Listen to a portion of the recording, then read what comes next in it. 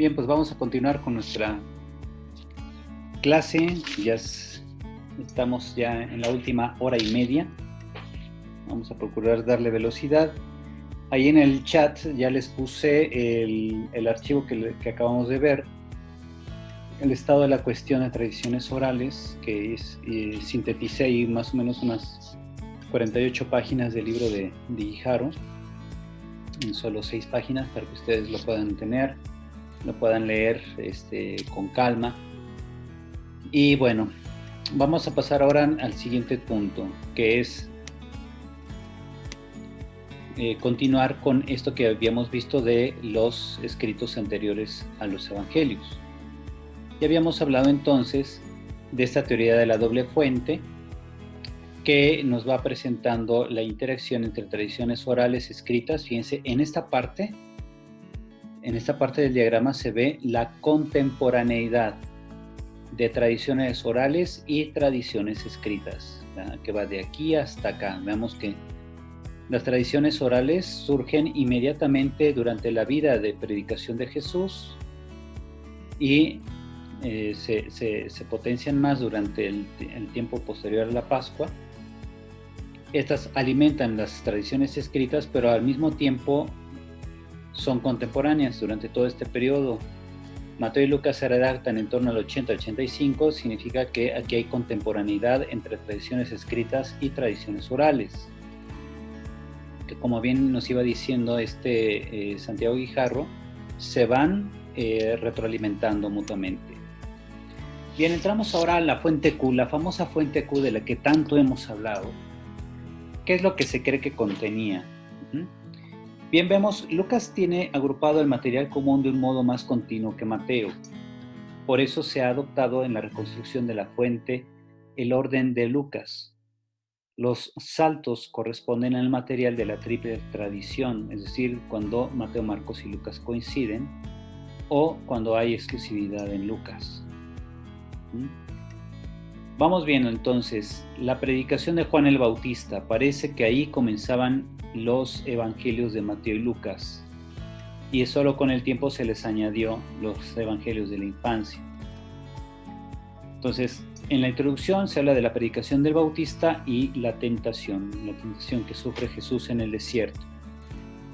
Después sigue el sermón. Lucas presenta el sermón en un llano y Mateo en un monte. El sermón de la montaña es exclusivo de Mateo en cuanto a escenario, mientras que ese mismo sermón Lucas lo pone en un llano. ¿Se acuerdan que les decía cuando le preguntaron a San Agustín que por fin dónde había sido ese sermón? Dijo pues que quizá Jesús comenzó en un monte y siguió bajando, monte abajo, hasta llegar a un llano mientras seguía predicando. Entonces ese tipo de armonización pues no se acepta hoy en día. Más bien tal parece que Mateo ubica ese sermón en un monte porque este monte simboliza el lugar de contacto entre el cielo y la tierra. Entonces hay una teología del monte en el Evangelio de Mateo. En ese sermón encontramos bienaventuranzas, amor a todos, incluso a los enemigos, lo cual es característico de la enseñanza de Jesús. También el mandato de no juzgar y la necesidad de construir sobre roca, poner en práctica las palabras de Jesús. Entonces la roca es la predicación de Jesús. Eso que viene reportado en Lucas seguramente lo tomó de la fuente Q, ¿ya?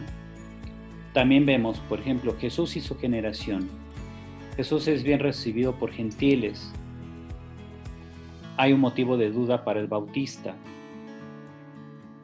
Jesús elogia al Bautista y lo muestra como precursor mesiánico. Y los contemporáneos de Jesús lo rechazan a él y al Bautista. Bueno, aquí más que contemporáneos vendrían siendo los de su propia parentela, los de su propia ciudad. Recuerden que en Nazaret Jesús no fue bien recibido. También tenemos, por ejemplo, Jesús y sus discípulos. El tema del seguimiento, el envío de los 72 o el envío de los 12, propio de Marcos, ¿verdad? 72 aparece en Lucas y en Marcos se menciona solo 12. Y la relación íntima entre Jesús y su Padre, o sea, la relación con Dios, en cuanto que Él le llama a su Padre.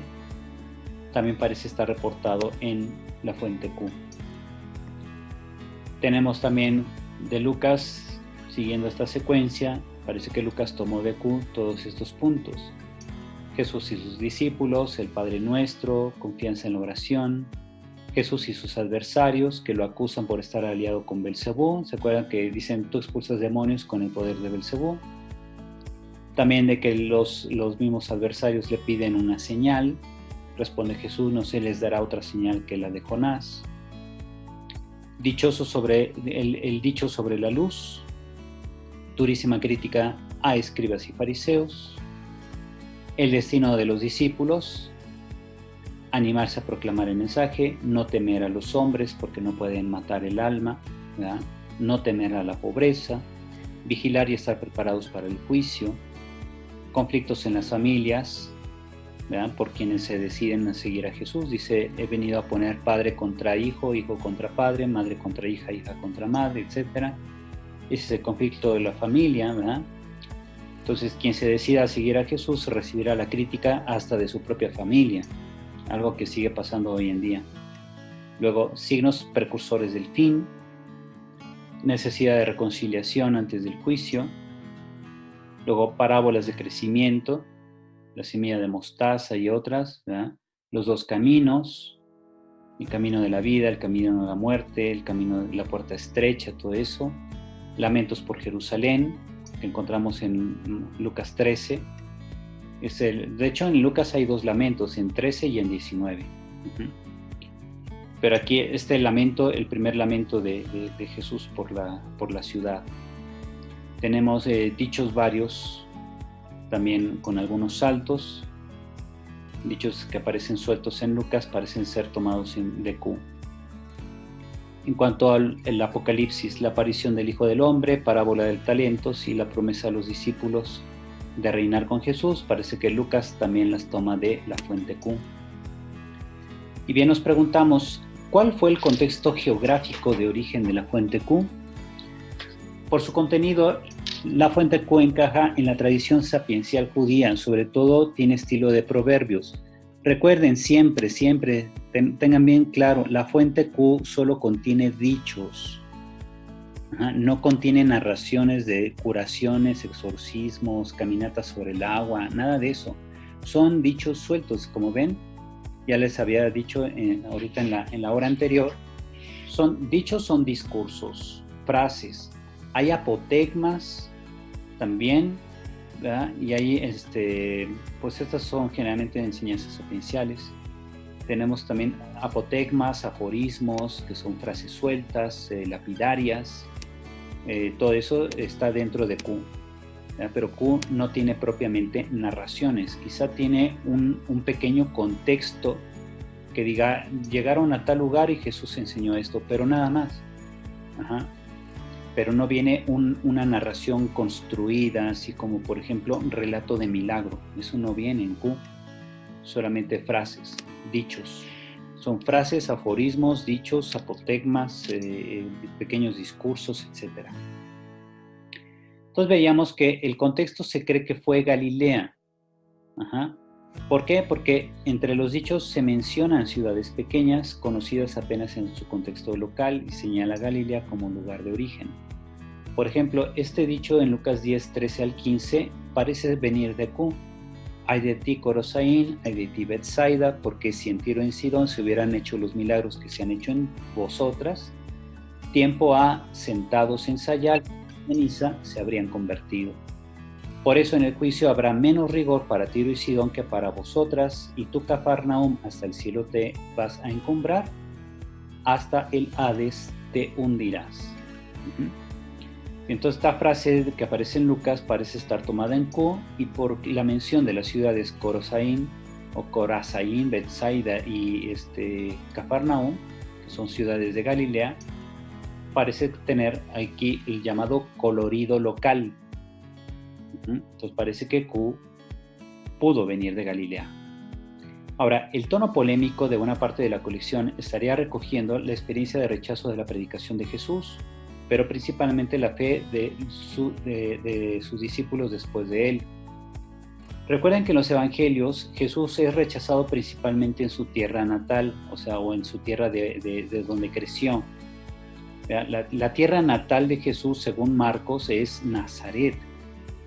Belén y Belén solamente aparece en Mateo y Lucas, en los relatos de la infancia, que bien decía Guijarro, se pudieron haber elaborado en torno al año 100.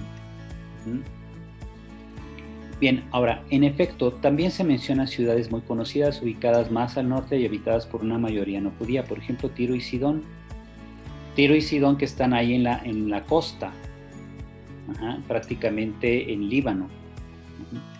Esto podría estar indicando que los creyentes que recogieron esta tradición de Jesús apuntaron hacia los territorios como campo de predicación, tal vez después de no tener éxito en su misión entre los judíos de Galilea.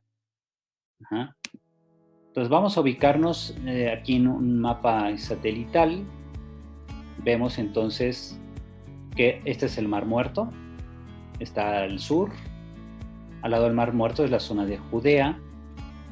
Aquí tenemos la zona de Qumrán, Jericó, Jerusalén. Después está Samaria, la zona intermedia, pero siempre dentro de esta zona montañosa. No aquí en este vado que va del Mar de Galilea hacia el Mar Muerto, porque el Mar Muerto está más profundo, está más abajo del nivel del mar en comparación a Galilea. El lago de Galilea también está debajo del nivel del mar, pero está más profundo todavía el Mar Muerto. El agua fluye desde acá arriba, desde la zona de Dan, que es donde surge los manantiales, donde surge el río Jordán. De aquí baja el río al Mar de Galilea y de ahí sigue bajando hasta el Mar Muerto, donde ya se estanca. Bueno, entonces Galilea está aquí, en esta zona donde está el mar. De hecho, ahí voy a hacer un acercamiento. ¿Vean? Aquí está el Mar de Galilea. Entonces, aquí por donde está este pico, este pico del recuadro, por ahí está Nazaret, más o menos. Aquí está Galilea. Hacia acá arriba está Cesarea de Filipo, por acá. Esta mancha de acá seguramente ya es Damasco, en Siria. Por acá está Cesarea de Filipo y luego esto ya es territorio sirio y esto es territorio del actual Líbano. Entonces Tiro y Sidón son ciudades costeras que están de este lado. ¿Ok? Bueno, pues ese es el mapa. Entonces, tu contexto geográfico, tenemos las iglesias por entonces gozaban de paz, según se dice, paz en toda Judea, descrita en Hechos de los Apóstoles, paz en Galilea, es la única zona no descrita en las crónicas de Hechos, paz en Samaria, descrita en Hechos 4 al 25. Se edificaban y progresaban en el temor del Señor y estaban llenas de consolación del Espíritu Santo, dice Hechos 9:31. Recuerden que Hechos es la segunda parte del Evangelio de Lucas. Y entonces parece que hacen referencia entonces a una serie de ciudades que también aparecen en conexión de Lucas y probablemente de allí con la fuente Q. Por eso dice aquí, es probable que los transmisores de los dichos de Jesús fueran los habitantes de Galilea, que lo habrían escuchado y reconocido como un maestro con autoridad y como el Hijo del Hombre que debía retornar. Recuerden ustedes además que después de la resurrección se cree que en Galilea, los cristianos de Galilea emigraron hacia Damasco y otras ciudades a llevar el Evangelio. Mucho antes de que Pedro y Bernabé salieran de Jerusalén y recorrieran las zonas de la costa hasta llegar a Antioquía de Siria, con los llamados helenistas, ¿verdad? Los helenistas salen de Jerusalén junto con Pedro y se vienen por acá. Mientras que hay otro predicador que va a ser aquel que bautice al eunuco. ¿Se acuerdan de Felipe? Él es el predicador de Samaria. Entonces, él se viene por acá, Pedro y los helenistas por acá, pero mucho antes que ellos ya los galileos habían salido a Damasco y seguramente a Antioquía y a otras regiones. Porque cuando Pedro y los helenistas llegan a Antioquía ya tiene comunidad cristiana bastante numerosa, muy probablemente fundada por galileos. Entonces los galileos emigraron inmediatamente después de la resurrección de Jesús, al grado que cuando Pablo va a perseguir a los cristianos que están en Damasco, porque sabe que aquí ya se reúnen los cristianos, más o menos por estas regiones donde Pablo tiene su experiencia de Jesús resucitado, por esta zona. ¿Ok? Entonces ahí nos vamos ubicando en el tiempo y en el espacio. Vemos el contexto histórico de origen. Antes del año 70 se elabora la fuente Q. Recuerden que el 70 es importante porque es el año en que los romanos destruyen Jerusalén y destruyen el templo. Y de ahí para acá jamás se ha vuelto a reconstruir el templo. Bien, si bien la fuente Q habla de rechazo experimentado por Jesús y los suyos, sin embargo presenta la llegada del Hijo del Hombre sin los signos apocalípticos que presenta Marcos. Se levantará nación contra nación y reino contra reino, habrá terremotos en diversos lugares y habrá hambre. Esto viene en Marcos 13:8. Entonces ya aquí nos va ubicando más o menos qué fue lo que pasó en torno a ese año. Lucas 17:23 al 30 reporta: os dirán, vedlo aquí, vedlo allá, no vayáis ni corráis detrás, porque como relámpago fulgurante que brilla de un extremo al otro del cielo, así será el Hijo del Hombre en su día. Pero antes le es preciso padecer mucho y ser reprobado por esta generación. Como sucedió en los días de Noé, así también en los días del Hijo del Hombre. Comían, bebían, tomaban mujer o marido, hasta el día en que entró Noé en el arca. Vino el diluvio y los hizo perecer a todos. Lo mismo como sucedió en los días de Lot. Comían, bebían, compraban, vendían y plantaban, construían. Pero el día que salió Lot de Sodoma, Dios hizo llover fuego y azufre del cielo y los hizo perecer a todos. Lo mismo sucederá el día en que el Hijo del Hombre se manifieste. Bien, entonces estos dichos pueden indicar la guerra judía y destrucción de Jerusalén, que no habían ocurrido aún, ¿okay? Porque estas son como predicciones, son anuncios de ¿cómo se dice? De precaución. Sean ustedes precavidos porque llegarán días en que. Entonces Marcos en cambio afirma: cuando veáis la abominación de la desolación erigida donde no debe, cuando veáis la abominación de la desolación erigida donde no debe. Esta expresión 13:14 se trataría de la profanación posterior a la victoria romana del año 70, aunque hay algunos que consideran que pudiera referirse a Calígula. Calígula, emperador romano, mandó construir una estatua suya en el templo en Jerusalén, y eso fue mucho antes del 70, ¿verdad? Porque Calígula gobernó mucho antes. Entonces estamos hablando más o menos de unos 25 o 30 años antes de la destrucción de Jerusalén, donde ya había una abominación. Pero hay otros especialistas que consideran que aunque Calígula mandó hacer esa estatua, la estatua nunca se hizo. Entonces ahí como nos faltan datos al respecto, pues hay dos teorías en choque. Bien, tenemos por otro lado el relato de las tentaciones de Jesús desarrolla un diálogo que falta en Marcos. Recuerdan que Marcos dice que Jesús solamente fue llevado al desierto, tentado por Satanás, estaba entre las fieras del campo, o animales, y la gente y los ángeles le servían.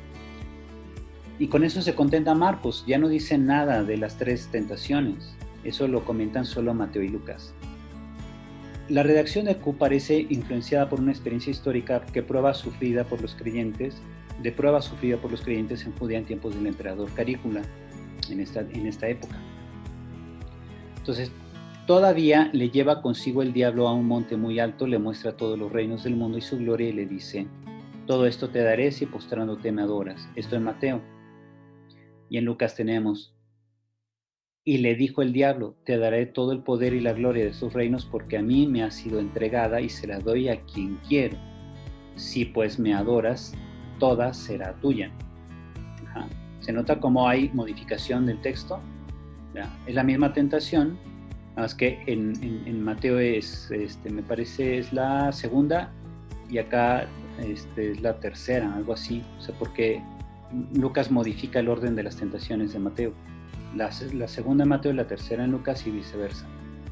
Entonces, como dueño del mundo, Calígula entregaba el poder a quien él quería, tal como lo había hecho con su amigo de niñez, Herodes Agripa, a quien liberó de la prisión tras la muerte de Tiberio. ¿Se acuerdan? Tiberio era el emperador romano cuando Jesús es crucificado. ¿Okay? Después llega Calígula y pues viene su política contraria. Hagan de cuenta que Herodes Agripa era el Ballester gordillo. Entonces uno lo tenía preso y el otro lo libera. ¿Verdad? ¿Coincidencias de la historia? Pues quién sabe. Bueno, Cayo, así se llamaba un fulano, Cayo puso una diadema sobre su cabeza y le nombró rey de la tetrarquía de Filipo.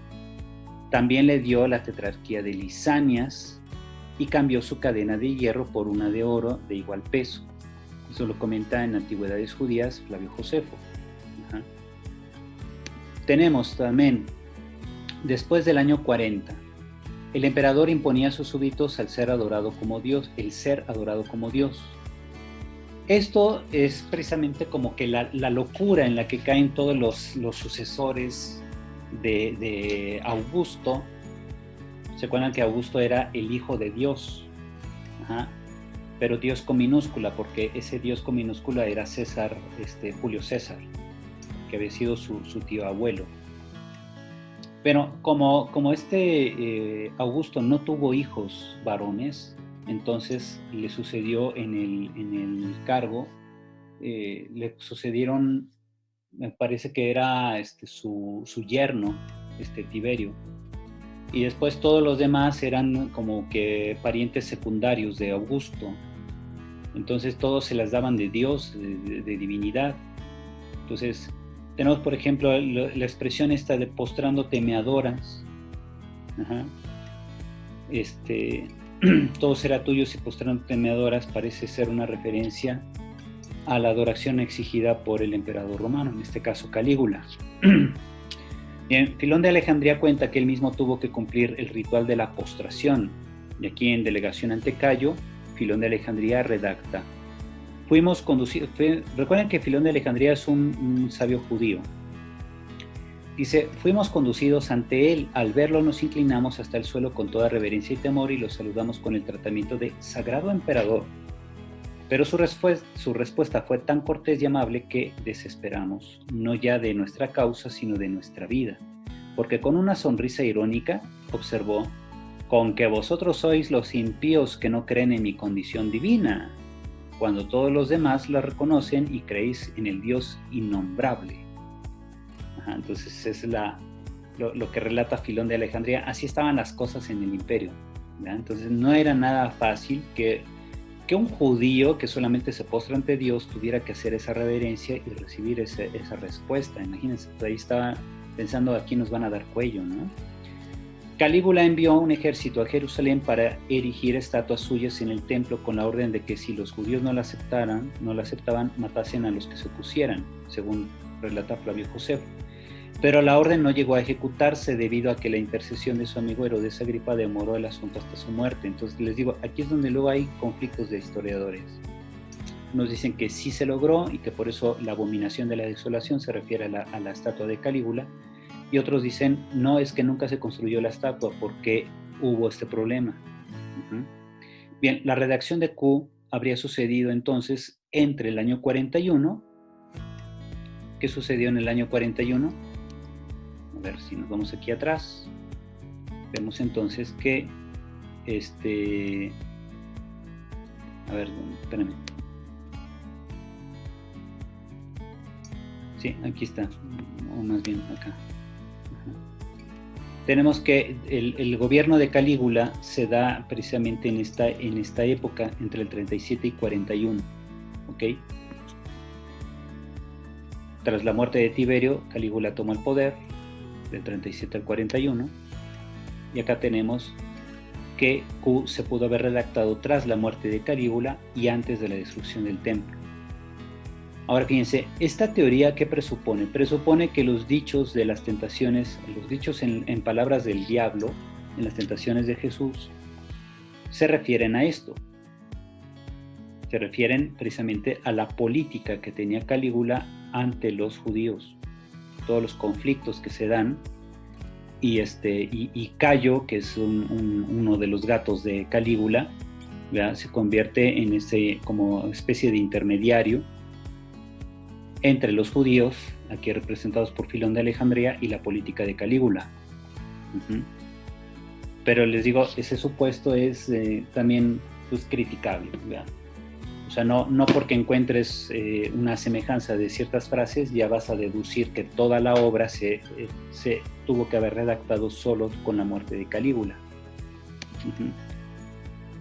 Bien, entonces, naturaleza literaria de la fuente Q. Eso es en el supuesto, les digo, en el supuesto de que Q haya existido.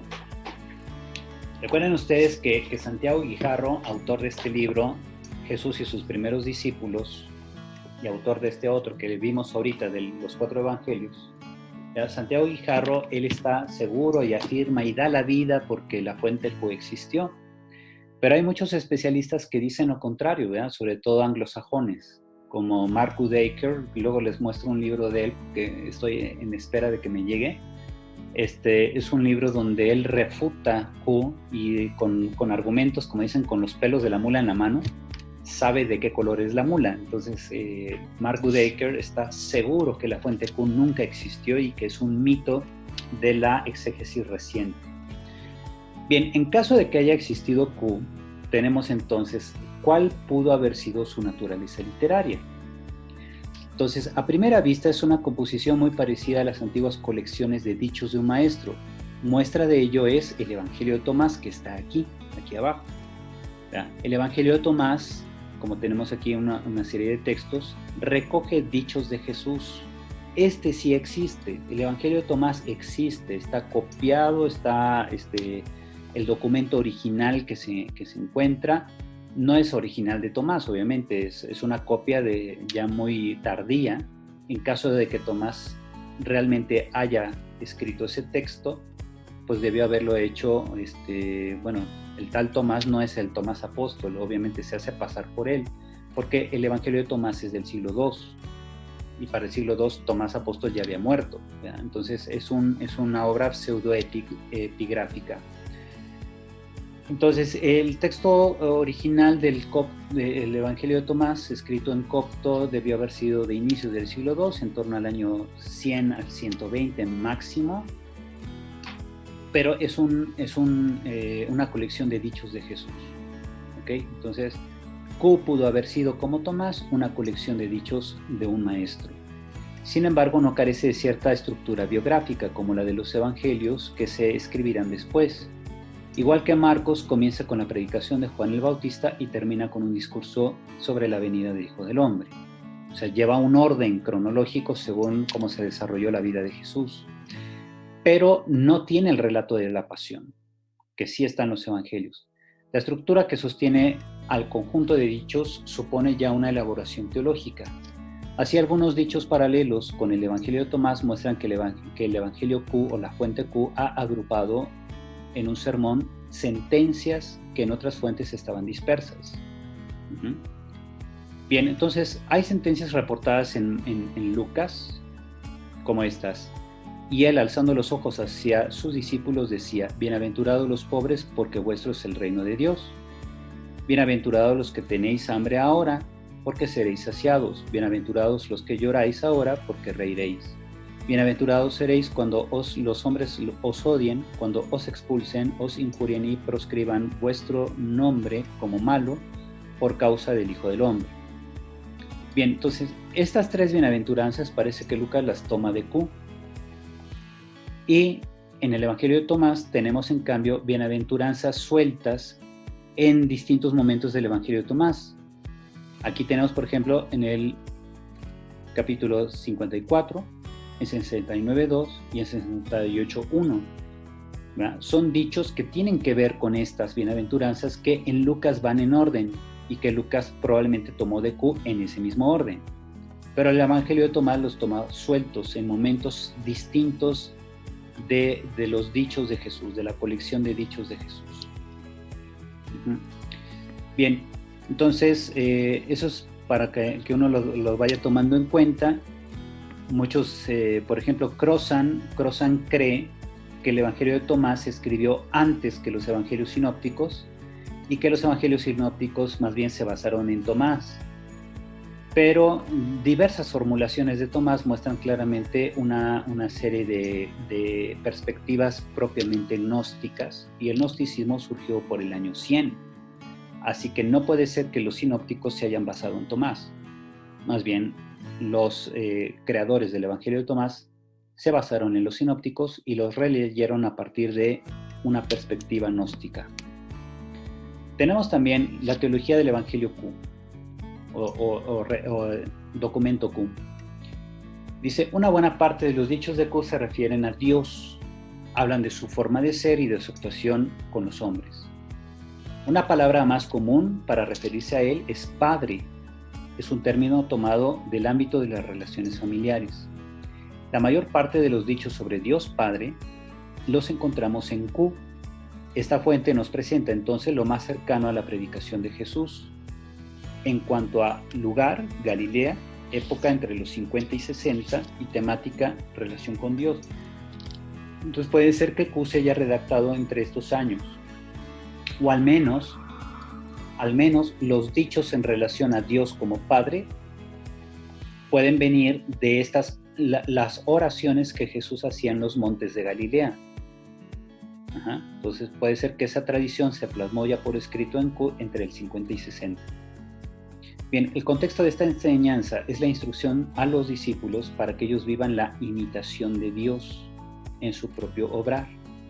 O sea, hay una relación directa, ¿verdad? Si Dios es Padre, entonces, siendo que el valor fundamental de la sociedad de entonces era el honor, y al primero que hay que rendirle honor es al padre de familia, entonces, imitando a Dios, uno le rinde honor a Dios.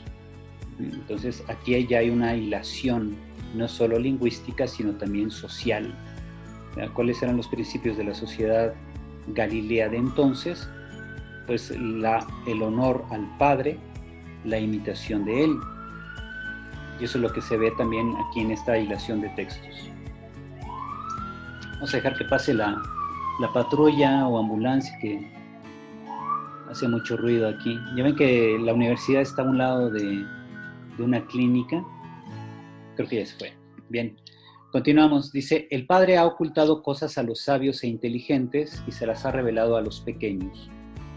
Se ora a Él con confianza diciendo, Padre, santificado sea tu nombre, venga tu reino, etc.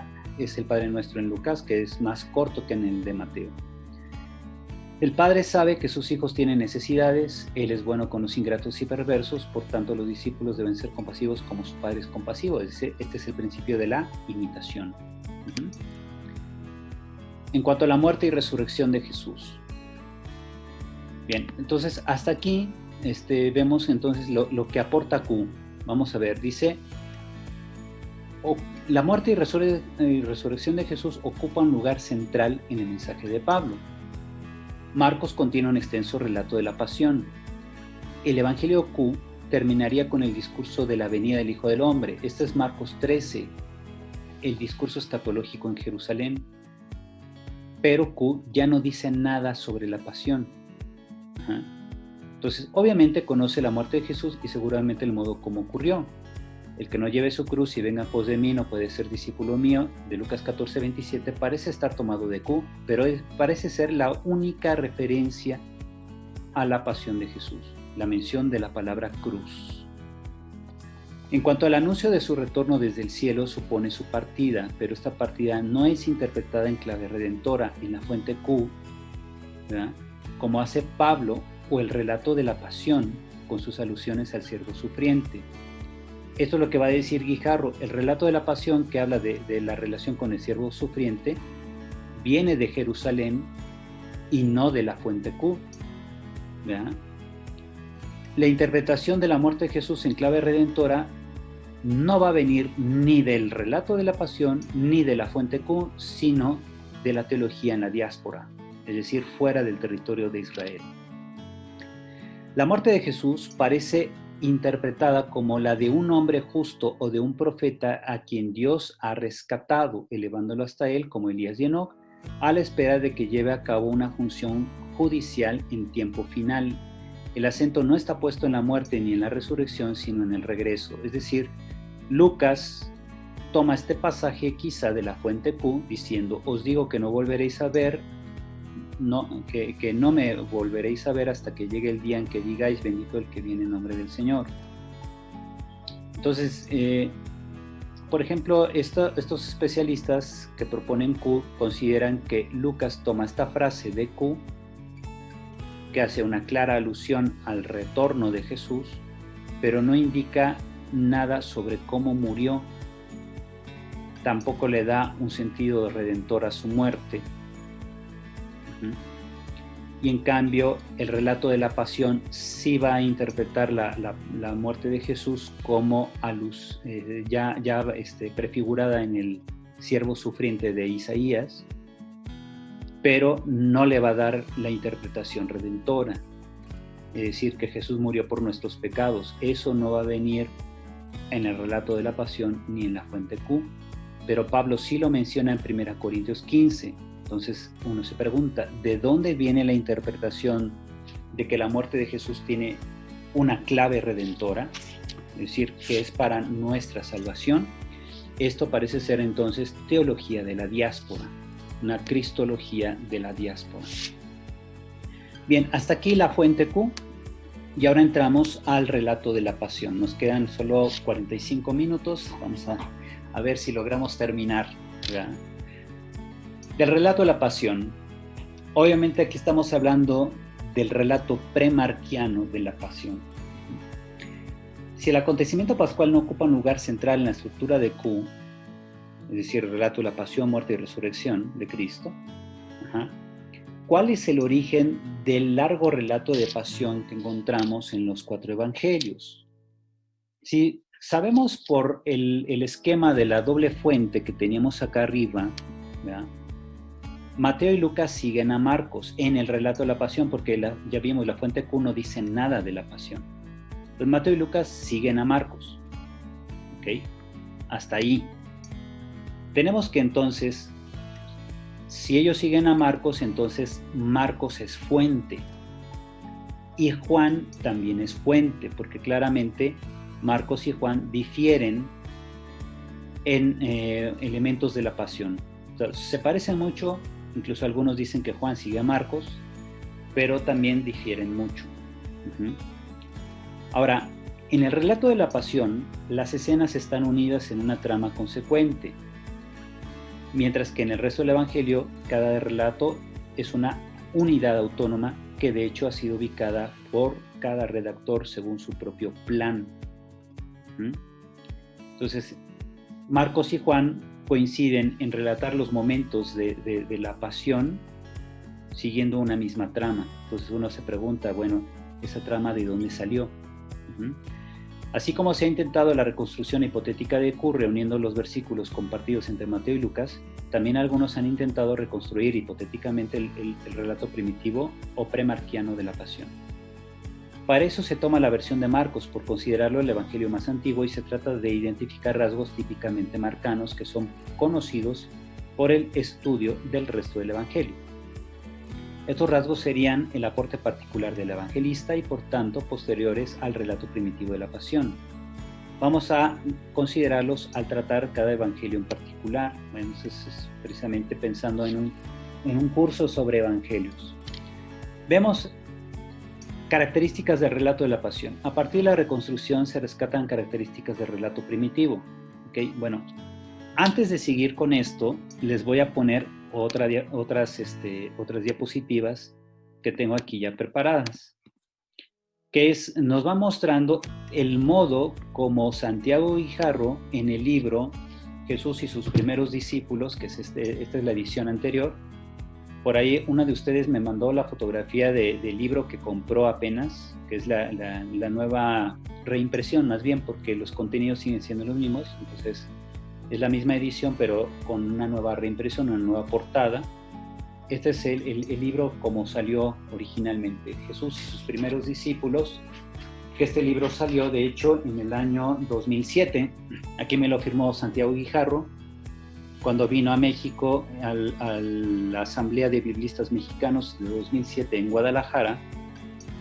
Aquí yo le compré ahí el libro, estaba recién publicado y me lo firmó. Entonces ahí está mi joyita. Bien, entonces, este libro, el relato premarquiano, nos preguntamos por el posible contenido, cómo se identifica el contenido de lo que Marcos, o el contenido del relato que Marcos recibió antes de modificarlo. Entonces Guijarro propone esta reconstrucción, ¿verdad? Entonces, primero lo que se hace es una lectura íntegra del relato de la pasión en Marcos, o sea, uno lo lee de inicio a fin. Después uno aplica criterios para reconstruir el llamado relato premarquiano de la pasión, por eso RPMCP, relato premarquiano, o sea, en relación al Evangelio de Marcos, por eso es MC, y luego P grande de la pasión. Entonces dice Guijarro, lo que hay que hacer es esto. Primero, identificar vocabulario y estilo propios de Marcos. Identificar temas teológicos propios de Marcos. Identificar también tensiones e incoherencias internas en el relato tal como aparecen en Marcos. Cuando uno dice, chin, como que no checa este punto con este otro, entonces eso es una incoherencia. O cuando uno ve demasiado forzada una continuidad de eventos dentro del gran relato de la pasión, ahí uno encuentra una tensión, una tensión. Tenemos también, vamos a dejar que pase la patrulla. Ya pasó. Bueno, tenemos unidades sin conexión suficiente con el contexto. Como que pareciera, por ejemplo, el chavo que sale desnudo corriendo en Getsemaní, que suelta la sábana y se va corriendo. Uno dice, ¿y ese chavo qué? O sea, ¿qué necesidad hay de contar eso? Ajá. O sea, y uno dice, eso no tiene conexión con el resto del contexto, o sea, con el relato, como que, ¿qué tiene que ver? Ajá. Entonces algunos dicen incluso que ese chavo desnudo era Marcos. Ajá. Era Marcos, y entonces quizá estaba haciendo del baño cuando estaban pasando ahí con Jesús y le dio miedo y se echó a correr. Ajá. Y se estaba haciendo casita, ¿verdad? Se estaba cubriendo con una sábana y por eso dejó la sábana y dijo patas pa' que te quiero, ¿no? Entonces es una teoría y seria, ¿eh? De ahí surge la famosa teoría del relato que se llama Evangelio secreto de Marcos. Fíjense, hasta eso se ha llegado. Bueno, entonces, otras coincidencias y divergencias con el relato de la pasión en el Evangelio de Juan. Dicho aquí lo voy a poner mejor, en el Evangelio de Juan.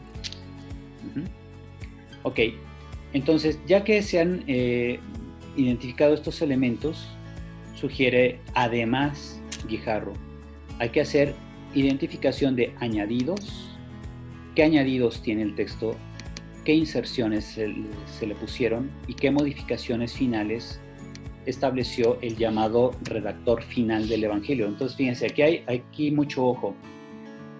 Esto es la aplicación de la crítica de la historia de la redacción. ¿Se acuerdan que Bullmann había dicho, basta la crítica de las formas literarias para llegar a descubrir cómo es que se elaboraron los evangelios? Bueno, sus seguidores, que apuntaron todos los errores de Bullmann en la llamada caída de la primera búsqueda, dijeron, el punto es que Bullmann no solo no vio en los evangelistas a teólogos, sino solo compiladores, sino que además, al no considerar los teólogos, no consideró las modificaciones, voy a agregar aquí modificaciones redaccionales, que hizo el último redactor. Porque uno es Marcos en cuanto autor del Evangelio. Uno es Marcos en cuanto redactor del Evangelio. Y el otro es el redactor final. ¿Quién es el redactor final? El que le metió los últimos pincelazos, ¿verdad? O las últimas pinceladas al texto final de Marcos. es lo que podríamos llamar, por ejemplo, esas pinceladas finales, las tenemos, por ejemplo, en el llamado final largo de Marcos. Por ejemplo, Marcos 16, 9 al 20, las apariciones de Jesús resucitado, esas no las escribió Marcos. Y prueba de ello está en los museos y los lugares, en las bibliotecas donde están los papiros y manuscritos de Marcos hasta el siglo IV, que prácticamente no contienen las apariciones de Jesús resucitado. Alguien las añadió. Bien, ese que las añadió al final es el redactor final del Evangelio. Pero ese redactor final también pudo haber añadido algo al relato de la pasión tal como está en Marcos, lo cual eso significa que tampoco eso viene del relato premarquiano. El relato premarquiano o relato primitivo de la pasión no tenía esos detalles. Okay. También hay otra cosa que no viene en el libro, no lo comenta Guijarro, pero este sí lo agrego yo. Es necesario distinguir el Sitzim Leben de la comunidad destinataria, es decir, qué partes del relato de la pasión claramente van dirigidos a la comunidad destinataria. Ajá. Pueden considerarse, por ejemplo, en esto, unidades sin conexión suficiente, como la mención de Simón de Cirene. ¿Por qué se menciona a Simón de Cirene en el relato de la pasión? Probablemente tenga que ver con que la familia de Simón de Cirene formaba parte de los destinatarios del Evangelio de Marcos. Por eso de ahí la mención de él. Ajá. Bueno, Simón de Cirene al parecer no venía en el relato premarquiano y tampoco es modificación redaccional, porque también otro evangelista copia lo relativo a Simón de Cirene. Entonces, por descarte, lo que no concuerda con lo propiamente marquiano o con el autor redaccional, con el último redactor, perdón, es lo que se considera contenido altamente probable de Marcos, o sea, del relato premarquiano de la pasión. Pues aquí voy a agregar, fíjense, lo que no concuerda con lo propiamente marquiano ni con el redactor final, damos la coma, es lo que se considera contenido altamente probable del relato premarquiano de la pasión. Entonces, leyendo el texto de Marcos, quien fue el primer evangelista en narrar la pasión, podemos identificar añadiduras, modificaciones redaccionales, vocabulario y estilo de expresión propia de Marcos, narrativa y teología propia de Marcos. El autor del Evangelio de Marcos se valió de un relato premarquiano, lo reconstruyó siguiendo las pautas de su personal proyecto narrativo. Ajá. Y aquí podemos poner, siguiendo las pautas de su... aquí, esto es lo primero, las pautas de su proyecto narrativo. Luego, un redactor final pudo haber acomodado el resto de detalles y matices para darle una unidad literaria y teológica completa. Nos podríamos preguntar qué situación vivía la comunidad destinataria del Evangelio de Marcos, que el autor de este Evangelio decidió acoplar una tradición de la pasión a la configuración narrativa que eligió. Es decir, fíjense, a veces pensamos, el evangelista utilizó una tradición anterior y la modifica según su interés teológico o su perspectiva teológica, pero no es suficiente eso, hay que pensar en la comunidad destinataria. Como para qué quiso Marcos redactar o darle esa forma narrativa al relato de la pasión, pensando en esos destinatarios y no en otros. Entonces, pregunta por aquí María Luisa Sotelo, ¿se sabe quién fue el redactor final de Marcos? Pues no. Lo que sí es seguro es de que ese redactor final ya es muy posterior, ya es probablemente quizá del año 200 o 250, porque fíjense, bien comenta Guijarro aquí en este libro, hay un periodo largo de tiempo, más o menos entre el 180 y el 250, que nadie copia el Evangelio de Marcos. Entonces, hay un amplio periodo de muchos años, estamos hablando aquí de 70 años más o menos, que no se hizo una copia de Marcos. Entonces, ¿por qué? Porque como Marcos ya había sido asumido por Mateo y Lucas, muy probablemente muchos decidieron ya no copiar Marcos, hasta que por el 250 otra vez se empieza a copiar Marcos. Entonces, probablemente en ese retomar Marcos en las copias de los manuscritos, probablemente ahí ya alguien metió las apariciones del resucitado. Pero digo, es probable porque finalmente las apariciones del resucitado se incorporan al final del Evangelio de Marcos ya en manera general hasta el siglo IV. Entonces puede ser que alguien haya redactado por el 250 los relatos de la aparición o de apariciones del resucitado en Marcos y lo agregó, pero la mayoría de los manuscritos de Marcos se siguieron copiando sin ese final hasta entrado casi finales del siglo IV, allá por el 380, finalmente se divulga de manera general el Evangelio de Marcos con las apariciones de Jesús resucitado. Entonces, probablemente alguien lo metió ahí entre el siglo III y se generalizó hasta finales del siglo IV. ¿Ok? Bien, ¿qué pensaba la comunidad del relato premarquiano de la Pasión? Entonces, sin duda lo veían, ¿qué pensaban de Jesús, en esa comunidad de relato premarquiano? Entonces lo veían como un profeta escatológico esperado, muy en la línea de lo que dicen James Dunn y Sanders y el mismo John P. Meyer. Profeta escatológico, lo pongo así en negritas. Vieron su muerte como cumplimiento de los textos del siervo sufriente, según lo relata Isaías, pero no lograron identificar un sacrificio redentor por el perdón de los pecados. Entonces son cosas muy distintas, ¿verdad? Entonces fíjense, aquí la teoría de Guijarro es esta. Hay quien dice que si vemos hay quien dice que si vemos en la pasión de Cristo al siervo sufriente de Yahvé, estamos haciendo violencia a la comprensión del evento Jesús, porque le estamos enchalecando, le estamos poniendo una vestimenta quizá anacrónica. Bueno, Guijarro dice, no es cierto eso, es todo lo contrario. O sea, el relato premarquiano de la Pasión, que se elabora mucho antes de la redacción del Evangelio de Marcos, nos muestra una comunidad que ya interpretaba la muerte de Jesús en relación con el siervo sufriente de Isaías. Pero quizá y muy probablemente solo esa comunidad lo veía así, no el resto de los evangelistas. Bien, aquí aparecieron una serie de rayas, no sé quién las puso, pero bueno.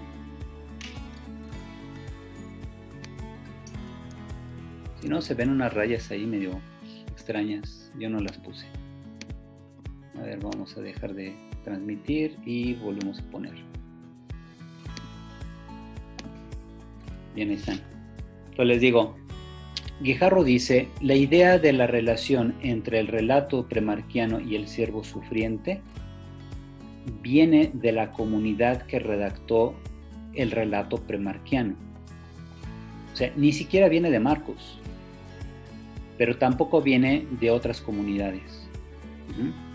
Entonces, quizá la comunidad destinataria de dicho relato se consideraba a sí misma, el nuevo templo de Dios. Pongo yo aquí esto, aunque esta última hipótesis es muy, muy debatible, debido a que el templo de Jerusalén aún existía cuando se elaboró el relato premarquiano. Si consideramos que el relato premarquiano es de época en cuanto muere, este relato premarquiano incluso es durante el periodo de Calígula. Entre el 37 y 41 se elabora este texto. Probablemente, Guijarro dice que incluso puede ser en cualquier época dentro de los años 40, mucho antes de la Fuente Q. La Fuente Q sí es posterior a Calígula, según lo que parece ser, ¿verdad? Con los datos que tenemos hasta ahora. Uh-huh. Tenemos entonces, puede que no haya razones suficientes para justificar en los seguidores de Jesús que vivían en Jerusalén una idea de este tipo en los años 40. Es decir, la idea de que la comunidad es el nuevo templo de Dios casi suena a teología juánica. Pero la teología juánica va a decir que el nuevo templo de Dios es Jesús resucitado. Ahora, ¿qué caso tiene hablar de un nuevo templo cuando todavía existe el templo? Si el templo se destruye hasta el año 70, ¿qué necesidad hay de hablar de un nuevo templo de Dios? Esto sí sería muy escandaloso para quienes viven en Judea. Si se supone que el relato premarquiano de la pasión es de Judea, ¿por qué hablarían ellos de un nuevo templo de Dios?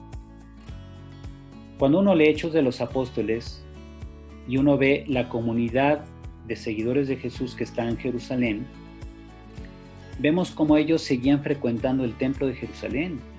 Pedro y Juan siguen haciendo oración en el templo, e incluso algunos sacerdotes judíos que han abrazado la fe del camino, o sea, del cristianismo, siguen celebrando sus oficios en el templo de Jerusalén. Entonces, no hay una conciencia de nuevo templo. Esta afirmación que nos presenta Guijarro en el libro de Jesús y sus primeros discípulos, esta es muy debatible. No tenemos elementos para confirmarlo ni para refutarlo. Simplemente ahí está el debate, porque faltan más elementos históricos para llegar a una conclusión definitiva. Bien, hasta ahí entonces esta presentación que yo les puse. Ahora, retomando nuestra presentación anterior, vamos a poner aquí sobre los posibles contenidos. Es decir, ya que se hizo toda esta distinción de quitar lo que es propiamente de Marcos y etcétera, vemos lo que pudo haber tenido el relato de la pasión. Tenemos que el marco temporal, cuando se sacrificaban el Cordero Pascual, según Marcos, el jueves. Dice, al atardecer llega Jesús con los 12 a la cena. Muy de madrugada prepararon una reunión los sumos sacerdotes. En la hora tercia, ya entrado el viernes, crucifican a Jesús. En la hora sexta del viernes hubo oscuridad sobre toda la tierra hasta la hora nona. Aquí algunos han interpretado, pretendiendo hacer algo de historicismo, que hubo un eclipse total de sol, que la luna ocultó al sol y por eso se oscureció. ¿Cómo se responde a eso? Pues no es posible, porque era la semana de Pascua y Pascua siempre es luna llena, o sea, la luna está del otro lado. Es imposible que la luna tape el sol al día siguiente de que la luna estuvo en luna llena. Porque hubo luna llena el jueves. Entonces no puede ser que 12 horas después la luna ya esté tapando el sol, ¿no? Pues cómo recorrió lo que recorre en 14 días, cómo lo va a recorrer en 12 horas, ¿verdad? Entonces no es posible. Esto más bien es una expresión apocalíptica. La oscuridad cuando Jesús muere es una frase de la apocalíptica. Bueno, la hora nona del viernes Jesús grita con fuerte voz y muere. Al atardecer, la víspera del sábado, ¿verdad?, se menciona, y la salida del sol, que es ya el paso del sábado al domingo, que las mujeres van al sepulcro. ¿Ok?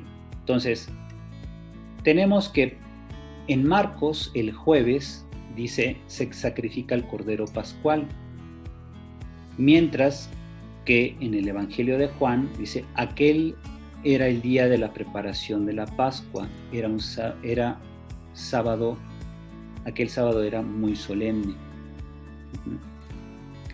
Entonces, de acuerdo a la relación de las horas, parece que no hay coincidencia entre los sinópticos y Juan en cuanto a en qué momento se preparaban o se sacrificaban los corderos. Tenemos también en el marco espacial El relato de Marcos, en el que parece subyacer el relato premarquiano, dice: una casa con piso superior y una sala grande, Marcos 14:15, donde Jesús cena con los 12. Se menciona el monte de los olivos, se menciona la casa del sumo sacerdote, se menciona la residencia de Pilato, llamado pretorio, se menciona el lugar del Gólgota, que significa cráneo, se menciona el sepulcro excavado en la roca. Ahí ocurren momentos especiales de Jesús. Entonces parece que esto sí venía en el relato de la pasión, relato premarquiano. Tenemos, a ver, lo que sigue. Personajes. ¿Qué personajes se mencionan? Estos: Jesús, Judas Iscariote, uno de los 12, Pedro, el sumo sacerdote, Pilato, actores secundarios y actores con rol discipular añadidos, como pueden ser Simón de Cirene, ¿verdad? Las mujeres. Entonces aquí, por ejemplo, Simón de Cirene, ¿venía o no en el relato de la pasión? Unos dicen que sí, otros dicen que no, porque Simón de Cirene parece tener familiares entre los destinatarios del Evangelio. Entonces, ¿qué caso tiene mencionarlo en el relato premarquiano, si nadie sabía que se iba a redactar a una comunidad? Tenemos características del relato de la pasión, la trama. Esta trama sí la siguen fielmente todos, Marcos y Juan. Primero es la cena, luego se van a Getsemaní, luego arrestan a Jesús, huyen los discípulos, viene el juicio y la condena, la negación de Pedro en el patio de la casa del sumo sacerdote, entregan a Jesús a Pilato, lo ejecutan, y probablemente insertados por Marcos son la interpretación del pan y la copa en la última cena, la oración del huerto. Simplemente el relato de la pasión dice: después de la cena se fueron a Getsemaní y ahí lo apresaron. La oración del huerto parece ser, según este estudio, parece ser un añadido de Marcos. Y la burla de los soldados también parece ser insertada por Marcos. Mientras que Jesús simplemente, al ser entregado a Pilato, al día siguiente, en la mañana, lo juzgan y lo mandan a morir. Mientras que la mención de la burla de los soldados puede ser inserción de Marcos. Tenemos, en cuanto a los nombres de los personajes, Pilato es mencionado, el sumo sacerdote no es mencionado. La misma familia sacerdotal del sumo sacerdote tuvo el poder de Jerusalén hasta la guerra judía, hasta el 70. Del 66 al 70 es la guerra que lamentablemente en el 70 trae la destrucción del templo. Entonces, hay una hipótesis: ¿hay un riesgo de nombrar al sumo sacerdote? Pues no se sabe, ¿verdad? Se nombra a María, la de José, pero el parentesco no está especificado. Se habla de Jesús en cuanto nazareno. Se habla de Pedro como Galileo. Son mencionados por su origen, María Magdalena, ¿verdad?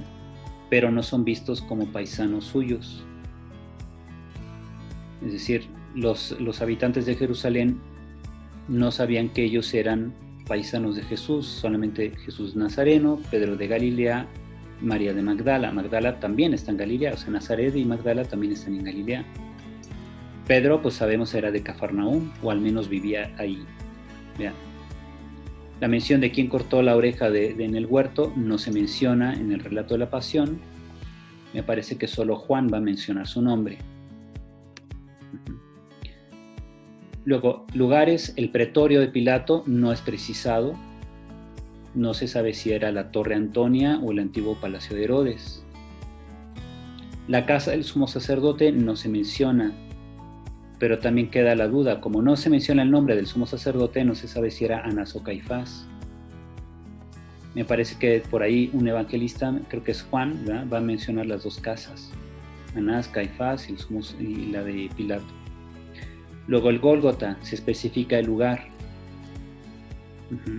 Entonces se supone, debían saberlo los lectores cercanos en tiempo y lugar. O sea, los habitantes de Jerusalén a los que se escribe el relato de la pasión sabían qué era el Gólgota. Y la expresión la calavera, ese ya es un agregado que Marcos quizá agrega para los lectores que no son habitantes de Jerusalén. En cuanto al templo, se utilizan dos términos. Es mencionado como naos o como hierón. Pues como naos vienen los relatos de la pasión y en Juan 2, 19 al 20, y como hierón, que es la otra forma de referirse al templo, en el resto de los escritos de la segunda generación. Bien, como conclusión, aunque los evangelios no fueron los primeros documentos que se escribieron, compuestos después del 70, sin embargo utilizan materiales antiguos muy cercanos a la época en que los acontecimientos sucedieron.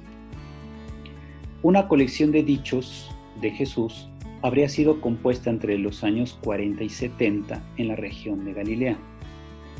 Un relato de la pasión habría sido redactado cuando aún vivía algunos de sus protagonistas en Jerusalén, probablemente poco después de la huida de los 12 con motivo de la persecución de Herodes Agripa. ¿Se acuerdan que Herodes Agripa lanza una persecución y creo que ahí es cuando muere Santiago, el hermano de Juan? Bien, también es la misma época en la que Pablo escribe sus cartas en la zona de Mar Egeo y desarrolla su teología de la cruz en torno a los 50, como se lee ya desde Primera Tesalonicenses. Sobre todo en Corintios 1, es cuando desarrolla un poco más la teología de la cruz. Luego, no debe sorprender que unos escritos compuestos en forma independiente en ese mismo tiempo desarrollan otra perspectiva de la misión de Jesús, presentándolo como sabio, como justo o como profeta, pero sin comprender su muerte en clave sacrificial, es decir, como una muerte entregada para la redención de los pecados. Bien, será mérito del primer evangelio unir los aspectos biográficos con la teología de la cruz y la gloria. ¿Ya? Entonces, ahí vamos a ver cómo las teorías pues están ahí.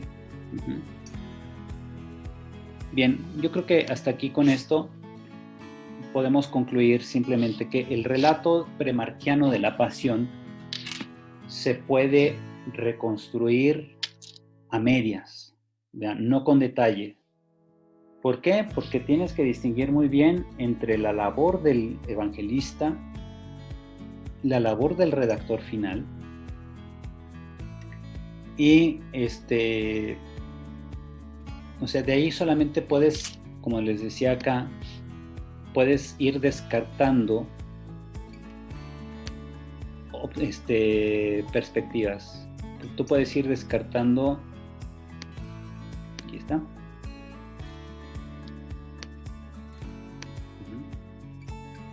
o sea, como les pongo acá, por descarte tú puedes ir quitando estos elementos propios de Marcos, considerando la situación simplemente de la comunidad destinataria, que es donde yo digo, aquí claramente entraría Simón de Cirene. Entonces, por ejemplo, Guijarro cree que Simón de Cirene formaba parte del relato premarquiano, pero si por ahí se menciona que era padre de Alejandro y Rufo, ¿quiénes eran ellos? Sino parte de la comunidad destinataria. Ajá.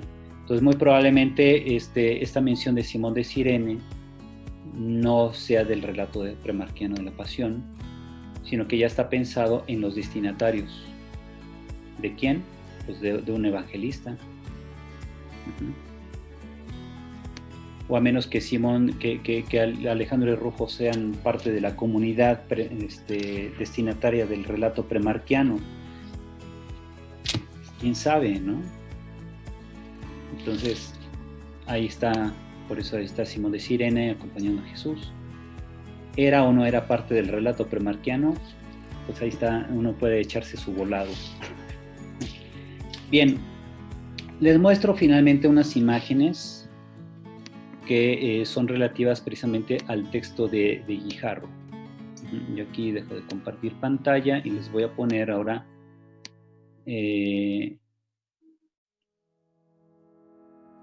Vamos a ver.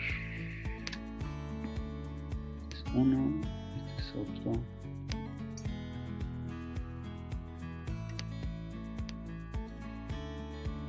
Bien, aquí está una.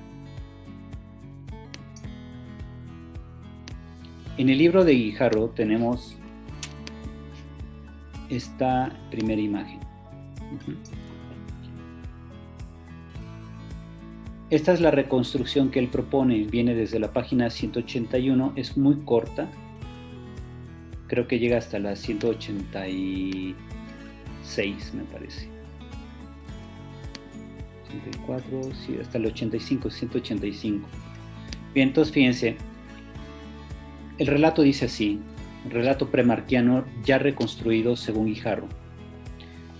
Y al caer la tarde fue con los 12, y cuando estaban sentados a la mesa comiendo, dijo Jesús: en verdad os digo que uno de vosotros me entregará, uno que está comiendo conmigo. Comenzaron a entristecerse y a decirle uno por uno: ¿acaso soy yo? Él les dijo: uno de los 12, el que moja conmigo en el plato.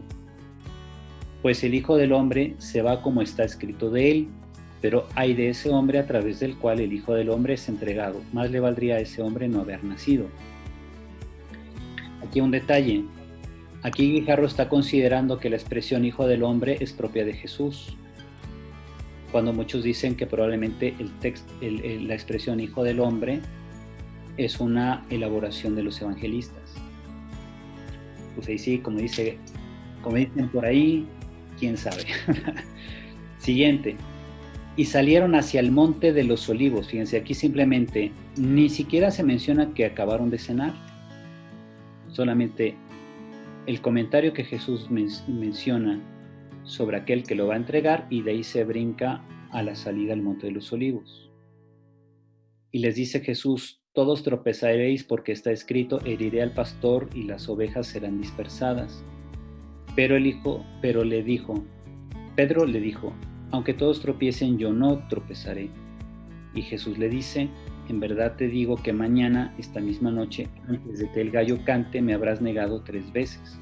Pero él insistía diciendo: aunque tenga que... A ver, déjenme ver. Aquí estamos en la página de la 181.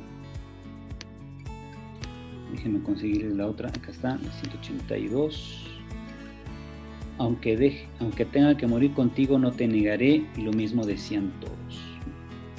Este es el texto y vamos a ver si es esta. Sí, la 182, aquí. Dice: aunque tenga que morir contigo, no te negaré. Y lo mismo decían todos. De ahí se brinca a esto. Y llega Judas, uno de los 12, y con él una muchedumbre con espadas y palos de parte de los jefes de los sacerdotes. Se fijan cómo no viene la oración en el huerto. Entonces se la brincan.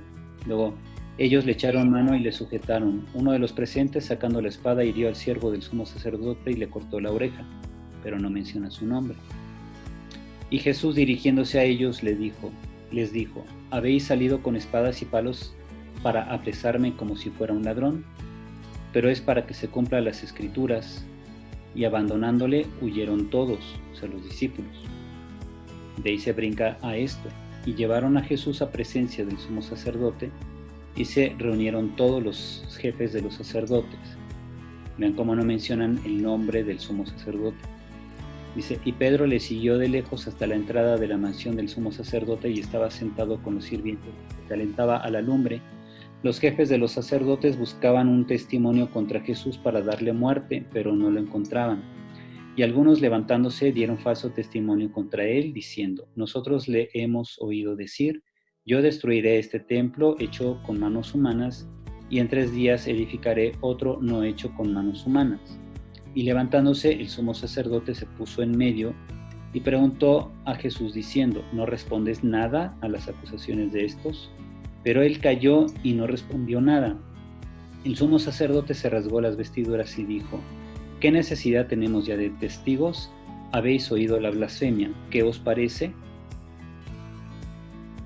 Todos lo juzgaron reo de muerte. Ahora, se fijan cómo aquí no viene la mención de cuando el sumo sacerdote pregunta a Jesús, dime tú si eres el Hijo de Dios, y Jesús responde, pues que sí lo es, y que verán al Hijo del Hombre venir en gloria y poder, y es cuando el sumo sacerdote se rasga las vestiduras. Ajá.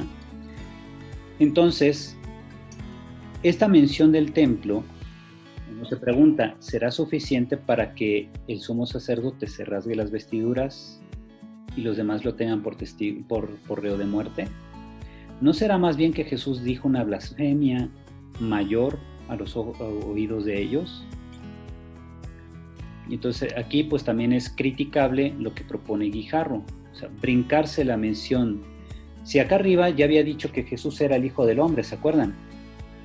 Lo cual muestra una conciencia de Jesús de ser el Hijo del Hombre del libro del profeta Daniel, capítulo 7. ¿Por qué entonces aquí no lo menciona? Y es lo que yo pongo aquí como comentario. Entre mi libro rayado, pues ahí lo puse.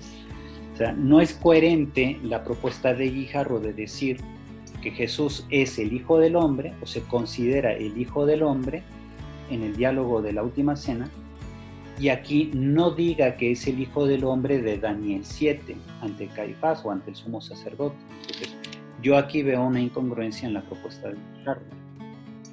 Bien, continúa el texto. Dice, algunos comenzaron a escupirle, le tapaban la cara, le daban bofetadas y le decían, profetiza, y también los guardias le daban golpes. Mientras Pedro estaba abajo en el patio, llegó una de las criadas del sumo sacerdote. Al ver a Pedro calentándose, se le quedó mirando y le dijo, también tú andabas el Nazareno, aquí es con el Nazareno, con Jesús. Pero él lo negó diciendo, no sé ni entiendo de qué hablas, y salió afuera a la entrada. Lo vio la criada y otra vez se puso a decir a los que estaban allí, este es uno de ellos. Pero él lo volvió a negar. Poco después, los presentes decían de nuevo a Pedro, verdaderamente eres uno de ellos, pues eres Galileo. Pero él comenzó a echar imprecaciones y a jurar, yo no conozco a ese hombre del que habláis, y cantó el gallo. Muy de madrugada, los jefes de los sacerdotes, atando a Jesús, lo llevaron y se lo entregaron a Pilato. Y Pilato le preguntó, ¿eres tú el rey de los judíos? Él respondió diciendo, tú lo dices. Los jefes de los sacerdotes lo acusaban de muchas cosas. Pilato lo interrogó de nuevo diciendo, ¿no respondes nada? Mira de cuántas cosas te acusan. Pero Jesús no respondió nada más, de modo que Pilato se quedó extrañado. Por las fiestas les liberaban a un preso el que pidieran. El llamado Barrabás estaba encarcelado con los sediciosos que habían cometido un asesinato en un motín. Cuando llegó la gente, comenzó a decir lo que les solía conceder. Pilato les dijo, ¿queréis que os suelte al rey de los judíos? Bien, vamos a minimizar esta imagen. Y vamos a pasar a la última.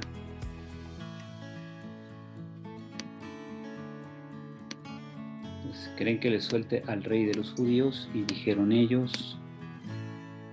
Los jefes de los sacerdotes asusaron a la gente para que en vez de él le soltase a Barrabás. Pilato, dirigiéndose a ellos de nuevo, les preguntó, ¿y qué queréis que haga con el que llamáis rey de los judíos? Ellos gritaron, crucifícalo. Pilato les dijo, ¿pues qué ha hecho de malo? Pero ellos gritaron todavía más fuerte, crucifícalo. Pilato entonces, queriendo complacer a la gente, le soltó a Barrabás y después de mandarlo a azotar, entregó a Jesús para que lo crucificaran. Vean cómo aquí no aparece ninguna acusación política contra Jesús de que se niega a pagar el diezmo al César, ¿no? Bueno, y lo sacaron fuera para crucificarlo y le condujeron hasta el Gólgota. No menciona qué significa la palabra porque todos en Jerusalén saben qué es el Gólgota. Le daban vino mezclado con mirra, pero él no lo aceptó y lo crucificaron y se repartieron sus vestidos echándolo a suertes para ver qué se llevaba cada uno. Era la hora tercia cuando lo crucificaron y había escrito un letrero con la causa de su condena, el rey de los judíos. Los que pasaban lo insultaban meneando la cabeza y diciendo, He ahí al que destruía el templo y lo reedificaba en 3 días. Sálvate a ti mismo, bajando de la cruz. Al llegar la hora sexta, toda la tierra se oscureció hasta la hora nona. A la hora nona suplicó Jesús con fuerte voz: Eloí, Eloí, lema sabactani. Algunos de los presentes al oírle decían: mira, llama a Elías. Uno fue corriendo a empapar una esponja en vinagre y sujetándola en una caña le ofrecía a beber, diciendo: dejadlo, veamos si viene Elías a descolgarlo. Pero Jesús, lanzando un fuerte grito, expiró, y la cortina del templo se rasgó en 2 de arriba a abajo. Bueno, aquí yo ponía un comentario, ¿no? Que esto de la cortina del templo desgarrada tiene una connotación claramente teológica, que significa que ya con la muerte de Jesús hay un libre acceso a Dios. Mientras que la cortina dividía el santo de los santos del resto del templo de Jerusalén. Solamente ahí podía entrar el sumo sacerdote una vez al año. Entonces, el santo de los santos dividido por un velo, ese velo es el que se rasga, lo que en teología de Marcos significa tener acceso a Dios. O sea, ya con la muerte de Jesús hay un libre acceso a Dios. Y eso claramente es teología marcana, pero aquí Guijarro considera que la cortina rasgada formaba parte del relato premarquiano. Y ahí sí, obviamente, yo también difiero, ¿no? Entonces leo, continúa el texto. Y cuando cayó la tarde, llegó José, el de Arimatea, miembro distinguido del consejo, y tuvo el valor de presentarse a Pilato para pedirle el cuerpo de Jesús. Pilato le dio el cadáver a José, y después de comprar una sábana y de bajarlo, lo envolvió en la sábana. Lo puso en un sepulcro que había sido excavado en la roca e hizo rodar una piedra sobre la entrada del sepulcro. María Magdalena y María, la de José, observaban dónde lo ponían. Pero no dice que sea María la madre de Jesús, solamente le llama María la de José. ¿De cuál José? Pues quién sabe, ¿verdad? Puede ser San José o puede ser otro, ¿verdad? Y muy de madrugada fueron al sepulcro y se preguntaban: ¿quién nos correrá la piedra de la entrada del sepulcro? Y al mirar observaron que la piedra ya había sido corrida. Y cuando entraron en el sepulcro vieron a un joven sentado a la derecha, vestido con una túnica blanca, y se asustaron. Pero él les dijo: no os asustéis, buscáis a Jesús, el Nazareno, el crucificado. Ha resucitado, no está aquí, mirad el lugar donde lo pusieron. Y ahí se acaba. Entonces, esta es la reconstrucción propuesta por Guijarro. De todo lo demás dice, todo lo que no está aquí y que sí está en el Evangelio de Marcos, es ya el añadido que le dio Marcos o el redactor final. O sea, como sea, ahí está. Esa es una propuesta, puede haber muchas más. Les digo, yo tengo algunas diferencias respecto de esta propuesta de Guijarro, pero pues hay muchos especialistas que también tienen sus diferencias. Lo interesante es que la forma como Guijarro va construyendo su teoría es bastante interesante, eso sí. Mira, ya cuando uno dice, bueno, esta hipótesis que está manejando Guijarro tiene algún fundamento. Pues no que tenga un fundamento, pero sí tiene una metodología muy interesante, que es precisamente la que vamos a ver ahora. Ahí donde quedó. O sí se ve en pantalla una presentación, ¿no, verdad? No, padre.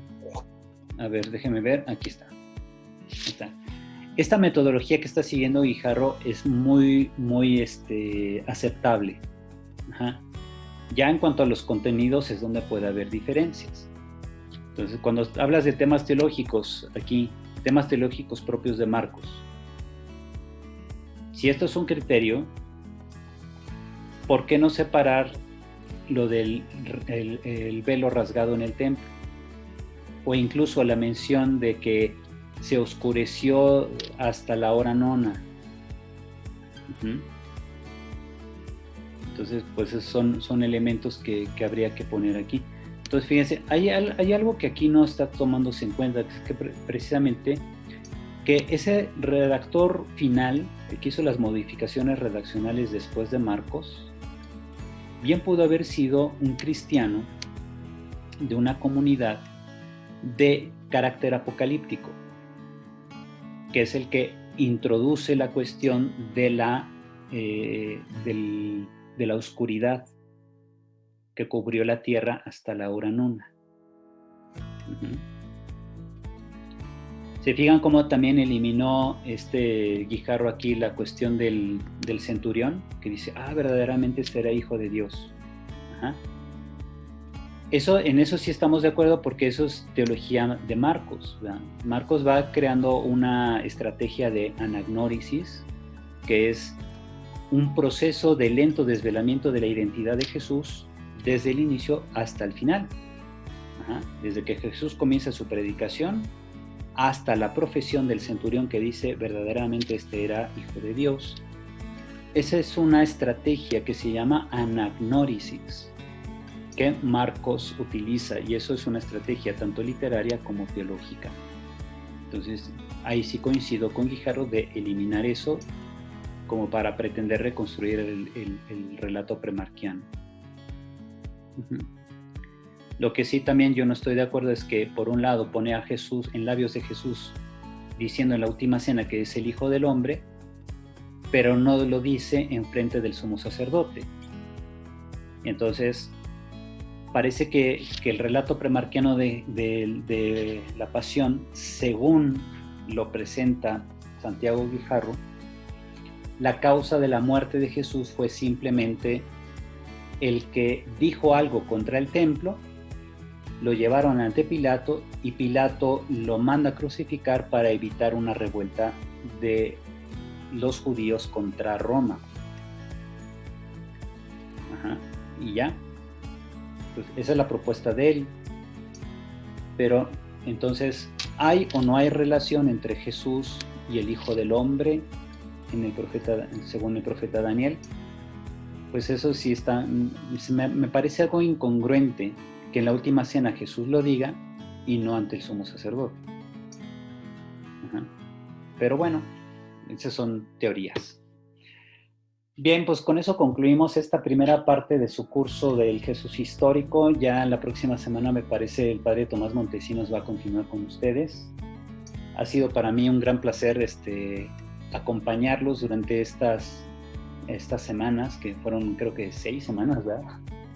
Que ha sido largo, pero ha sido un recorrido muy interesante, ¿verdad? Y como les digo, este curso, así como ustedes lo están llevando, no se lleva ni siquiera en el bachillerato teológico.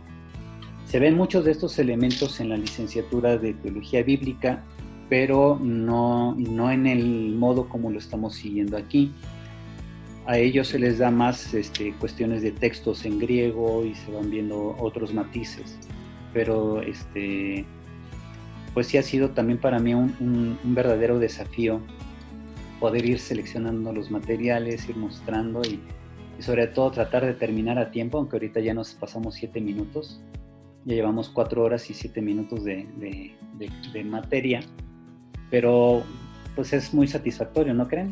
Todo lo que hemos recorrido hasta ahora. Y eso nada más es la introducción al curso.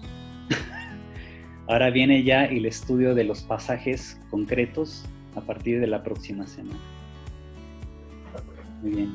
¿Qué tal? ¿Sí les gustó o no? Padre, muchísimas gracias. Sí, padre, muchas gracias, padre. Gracias por su entusiasmo, por su interés, por todo lo que nos ha dado en este curso. Sí, pues gracias a todos. Por creer en nosotros. No, sí, pues ustedes son una gran motivación, porque ya ven que acababa la especialidad en teología bíblica y ya como que uno decía, ¿y ahora qué hacemos? ¿Verdad? Pues sí, no sabíamos para dónde, no sabíamos qué rumbo tomar, qué camino tomar. Ajá. Pues muy bien, ojalá y ya después de esto, a ver, diseñar otro cursillo. ¿verdad? Muchas gracias, padre. ¿Y ¿Y ya pensado qué curso, padre? Como que le gustaría que pues mira, sería bueno para nosotros? Pues todavía hay tiempo, ¿verdad? Todavía no llegamos ni a la mitad del semestre, pero sí, aquí la petición es de ustedes. ¿verdad? El chiste es que ustedes se pongan de acuerdo en qué temas les gustaría abordar. Ya vimos entonces literatura apocalíptica y la influencia dentro del cristianismo naciente, y cursos del Jesús histórico, pero pues hay muchos otros temas que sería interesante abordar, sobre todo que den para un semestre así completo de 4 horas cada sábado. O sea, tema sí lo da, pero hay otros que no tanto. El que dijo ahorita de los orígenes de los evangelios. Sí, pues de los orígenes de los evangelios, ahí ya sería, por ejemplo, es que ahí sí conviene mucho conocer de entrada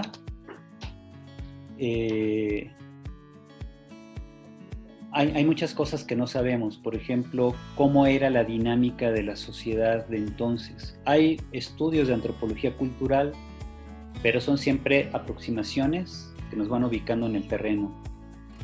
Pero otras cosas, por ejemplo, una pregunta básica. ¿Cómo Mateo, Marcos y Juan, que eran hebreos, cómo aprendieron griego? Nadie sabe, ¿verdad? Nadie sabe cómo aprendieron ellos a escribir en griego, porque una cosa es oír el griego, porque mucha gente hablaba griego, pero otra cosa es cómo se educaron en el estudio del griego. Hay una propuesta que dice que aprendieron traduciendo la Ilíada y la Odisea, que según esa era la modalidad entonces. Es algo que dice, por ejemplo, un cuate que se llama Dennis MacDonald. Se doctoró por la Universidad de Harvard y él sostiene esa teoría, pero pues es una teoría muy debatible, ¿ya? O sea, porque la Ilíada y la Odisea no se escribieron en griego koiné o en griego ático, es un griego mucho más anterior, me parece es griego jónico. Entonces es muy diferente el jónico al koiné, o sea, estás hablando de una diferencia de 700 años prácticamente de evolución del idioma griego, que Dennis MacDonald no estaría tomando en cuenta si dice que los autores hebreos aprendieron griego traduciendo la Ilíada y la Odisea. Eso uno dice, ¿y cómo? ¿No? A menos que sean ediciones traspasadas al ático o al koiné, donde alguien adaptó el griego jónico al griego koiné. Pero la pregunta de los 200,000, ¿dónde están esos libros? ¿Dónde están esas adaptaciones al koiné? ¿Dónde sabemos que alguien usaba ya la Ilíada y la Odisea en koiné como para que los autores bíblicos hayan aprendido a partir de ahí? Y además, otra cosa, todas las referencias a la Septuaginta, ¿dónde quedan? Ajá. Entonces, todos los autores del Nuevo Testamento utilizan la Septuaginta para hacer referencias al Antiguo Testamento. ¿Quién les enseñó a leer la Septuaginta? No se sabe nada al respecto. Entonces, todo lo que sea teoría sobre la producción de los evangelios, pues ahí está en un terreno muy pantanoso, porque les digo, sobre las tradiciones orales, yo creo que hay más teorías que anillos en Saturno. A ese nivel, ¿no? Entonces, sobre la tradición oral se puede decir 1000 cosas, porque al fin y al cabo ninguna se puede probar. Entonces, a partir de ahí es un vacío muy grande, ¿no? Incluso hay un especialista polaco que se apellida Adamczewski. Adamczewski, por ahí estaba entrando a ver, creo ya. Entonces le decía, Adamczewski, este especialista polaco, él considera que el Evangelio de Marcos ni siquiera se basa en tradiciones orales, se basa en las cartas de Pablo. Y uno, ¿qué? Entonces, yo compré ese libro de Adamczewski, pero luego se lo vendí a un alumno de teología bíblica, porque yo ya no lo iba a usar. Pero es un libro muy interesante, pero es caro, ¿verdad? Es muy delgado, es más o menos como de este delgado, ¿verdad? Y cuesta más de 1,500 pesos, un librito así, ¿verdad? Entonces, la teoría de Adamczewski es esta. Dice, Marcos se inventa la vida de Jesús a partir de elementos de la predicación de Pablo en 3 cartas. Primera Corintios, Gálatas y Filipenses.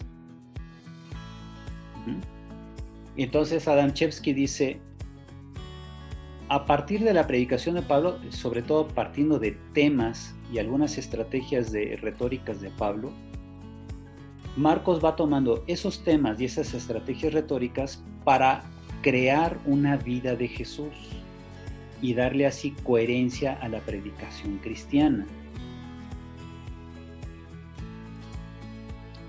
Entonces, en pocas palabras, claro que Jesús existió y enseñó y predicó y murió y resucitó y todo eso, pero como nadie tenía una relación sobre eso, entonces Marcos se basa en la predicación de Pablo, el cual a su vez se basa en la tradición de Jesús, la tradición oral sobre Jesús que él recibió en la diáspora con Neanías y todos ellos allá en Damasco.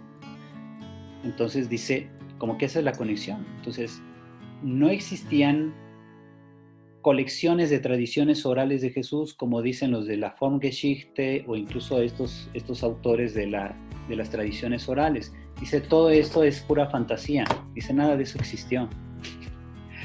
Entonces, fíjate, y te quedas pensando, ¿y tú eres católico, canijo? Creo que es Piotr Adamczewski, eso se llama este cuate. También se consiguen sus libros ahí en Amazon, pero pues sí se necesita meterle mucho dinero y además que están en inglés, nadie los ha traducido al español. Entonces, en la revista Col número 71, yo hice un análisis o más bien una síntesis de las teorías en torno al origen del Evangelio de Marcos y ahí menciono la teoría de Adamczewski. Entonces, en la revista Col número 71, ahí está el artículo que yo elaboré sobre el estado de la cuestión sobre la tradición sinóptica, centrándome en las aportaciones que últimamente se han presentado para explicar el origen del Evangelio de Marcos. Y ahora, no es el único Adamczewski, también hay otros autores interesantes que también dicen que el Evangelio de Marcos igual no partió de tradiciones orales, ni siquiera de un relato premarquiano de la pasión ni nada de eso, sino que también van en esta línea de que Marcos redactó su evangelio a partir de las cartas de Pablo. Entonces, fíjense, no es el único de Adamczewski, también hay un autor ortodoxo que también sus compañeros de diócesis lo quieren quemar vivo porque está negando radicalmente todas las tradiciones orales. Y es un rollo tremendo, ¿verdad? Entonces, fíjense, eso viene en Col 71, para que lo consigan. Yo puedo conseguir aquí en la universidad con el señor de la librería, puedo conseguir los ejemplares a quien esté interesado, y luego pues ya me digan cómo se los hago llegar. A quienes viven en Ciudad de México pueden venir a la universidad. No pueden entrar a la universidad porque ya el rector dijo que ahorita mejor no entre nadie porque ahora en octubre se espera un repunte del COVID, pero sí nos ha dicho que nosotros sí podemos salir y regresar.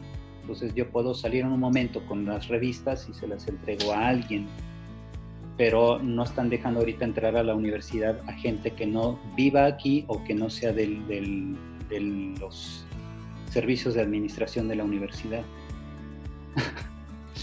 ¿Sale? Entonces, bueno, así lo hacemos. Pues yo les agradezco su participación en estas semanas. Y les gracias a usted, padre. Una feliz continuación del curso.